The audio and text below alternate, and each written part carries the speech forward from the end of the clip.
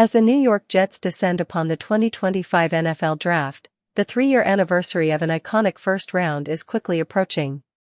With 3 picks, the Jets took corner Sauce Gardner, receiver Garrett Wilson, and edge rusher Jermaine Johnson, building the foundation for the next good Jets team.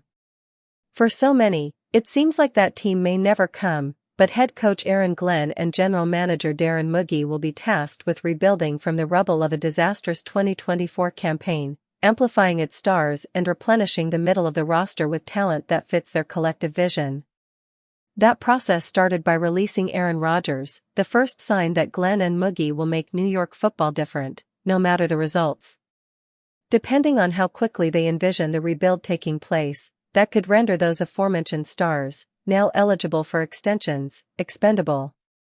No trade should be considered likely at this point, that's just the nature of the sport.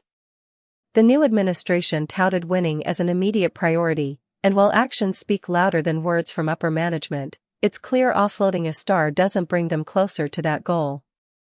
One blockbuster trade proposal from the Viking age sent Jets star Sauce Gardner across conference lines to the Minnesota Vikings. The Minnesota Vikings could make a huge splash in the secondary, and they do need a legitimate, shutdown CB1 on this defense, Luz Catalia wrote. Well, we all know that Sauce Gardner is quite talented and is a top 3 CB in the NFL.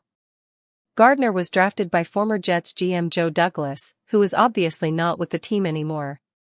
New GM Darren Moogie might feel more comfortable stocking up on NFL draft picks to rebuild this Jets roster the way he sees fit rather than paying Gardner an amount at or above $30 million per year.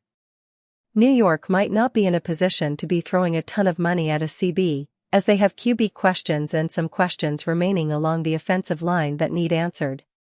New York has a handful of needs, and it could use additional ammunition to find a franchise quarterback. Moving its best player to do so, though, would be the kind of franchise-altering move that would immediately put Glenn and Moogie behind the 8 ball.